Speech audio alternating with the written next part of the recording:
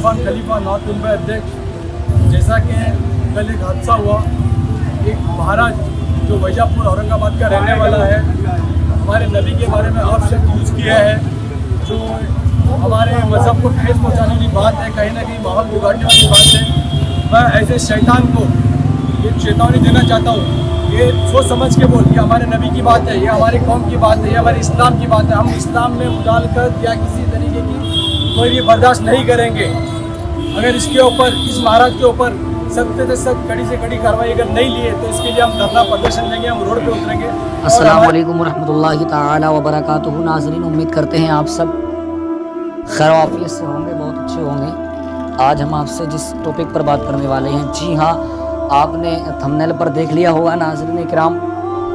एक शख्स है महाराष्ट्र का रहने वाला है, जिसको गंगागिरी यानी क्या क्या बोलते हैं, उसका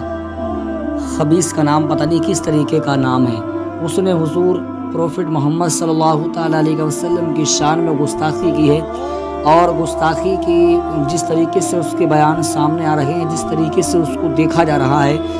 ऐसा महसूस हो रहा है। आपने देखा होगा बखूबी, आप जानते हैं 2-3 दिन के अंदर, इस 1-2 दिन के अंदर किस तरीके से वीडियोस वायरल हो रहा है, तो उसमें एहसास ये हो रहा है कि वो किसी के इशारे पर नाच रहा है। और सोच और फिक्र ये बनाई है कि अगर मुसलमानों को एक स्टेट के नहीं, एक शहर के नहीं, एक जगह के नहीं, एक कोने के नहीं, बल्कि पूरे हिंदुस्तान ही नहीं बल्कि पूरी दुनिया के मुसलमानों को अगर भड़काना है और उनको सड़कों पर लाना है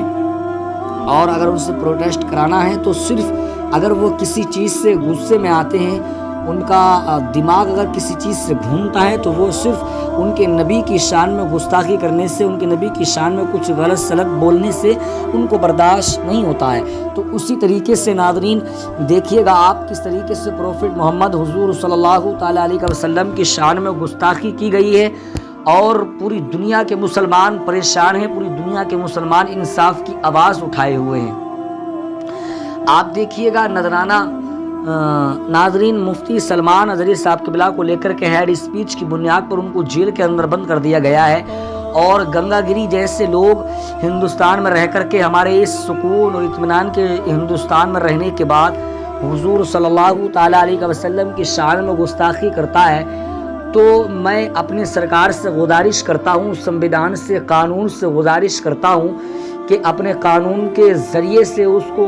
सज़ा दी जाए और इस तरीके के लोगों पर रोक लगाई जाए कि किसी भी इंसान के, किसी भी शख्स के, किसी भी मज़हब के लोगों को गाली ना दी जाए, उनके मज़हब को बुरा ना कहा जाए। नाज़रीन इकराम, मुफ्ती सलमान अजहरी साहब क़िबला हेड स्पीच की बुनियाद पर जेल के अंदर बंद हैं, और इस गंगागिरी महाराज के ऊपर इम्तियाज़ जलील क्या बोले हैं, पहले आप उस वीडियोस को देख लीजिए। वीडियो जो कल से वायरल हो रहा है, किसी एक महाराज के बारे में है। सबसे पहले तो ये बता दूं, ना तो वो कोई महंत है, ना कोई गुरुजी है, ना कोई स्वामी है, ना कोई महाराज है। सिर्फ एक भगवा चोला पहने हुए एक बदमाश इंसान है, जो किसी के इशारों के ऊपर अब नाच रहा है। यकीनन उसका स्टेटमेंट अगर आप देखेंगे तो ऐसा लगता है कि पूरी तरीके से एक स्क्रिप्ट तैयार की गई और उसे ये बताया गया है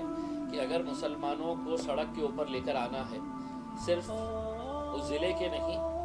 उस स्टेट के नहीं, पूरे हिंदुस्तान के ही नहीं, बल्कि दुनिया के अगर मुसलमान अगर किसी बात से अगर गुस्से में आते हैं, नाराज़ होते हैं, तो वह अपने नबी की शान के अंदर गुस्ताखी ख़तई बर्दाश्त नहीं करते हैं। और उसने जिस तरीके का बयान दिया है, उससे साफ जाहिर होता है कि ये किसी न किसी के इशारों के ऊपर काम कर रहा है।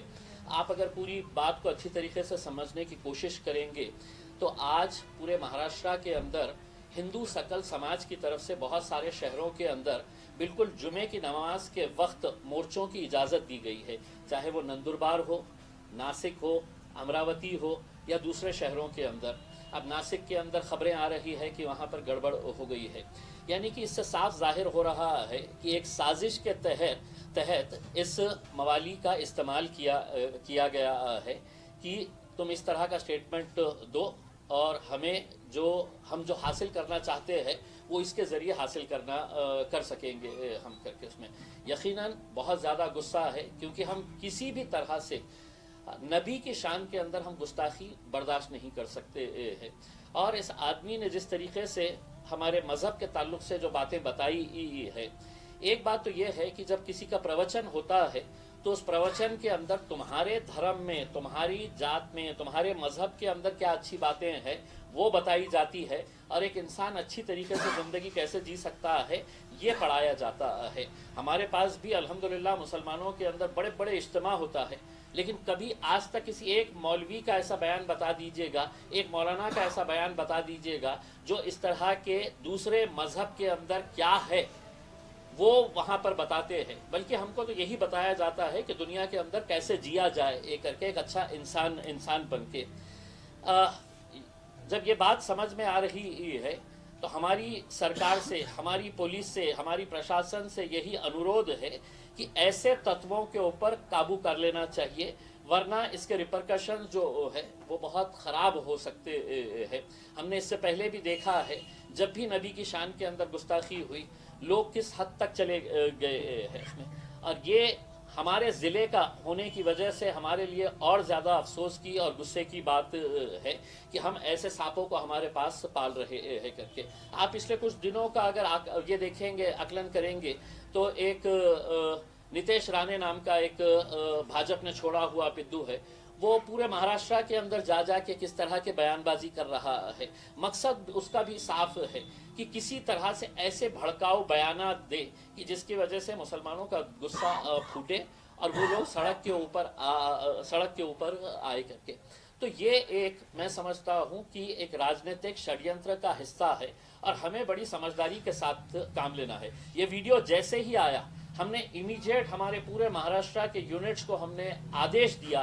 कि आज हर शहर में, हर जिले के अंदर इसके ऊपर एफआईआर रजिस्टर होना चाहिए। हर तालुके के अंदर है तो निवेदन दीजिएगा, एफआईआर रजिस्टर करवाइएगा। मैंने सुबह उठते ही यहाँ के पुलिस कमिश्नर से बात की। पहले 2:30 बजे का उन्होंने टाइम दिया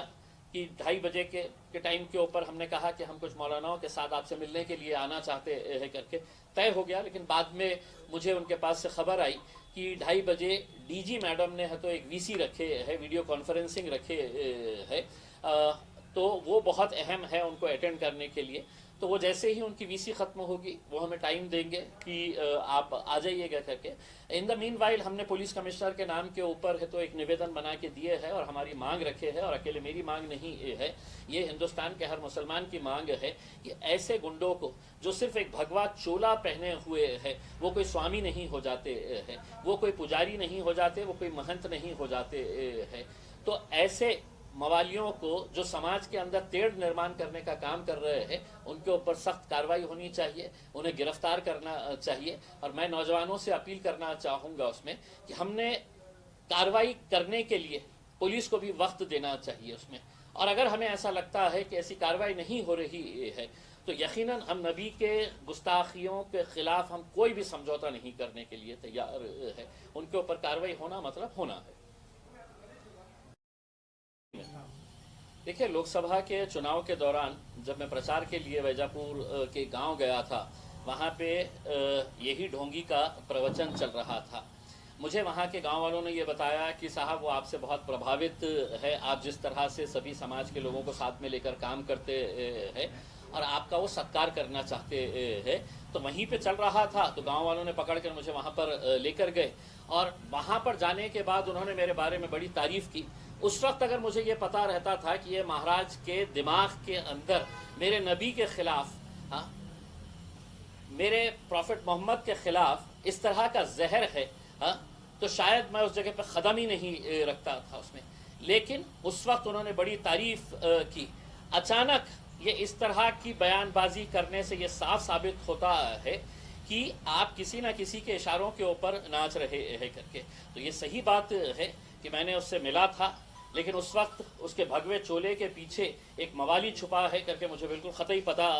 नहीं था। वरना अगर मुझे ये उस वक्त मेरे सामने अगर रहता और मेरे नबी के ख़िलाफ़ अगर बोलता तो मैं उस वक्त उसी स्टेज के ऊपर कैसा जवाब देता शायद उसको समझ में आ जाता था। उसमें कुछ वायरल हो गया, वही उसी के ताल्लुक से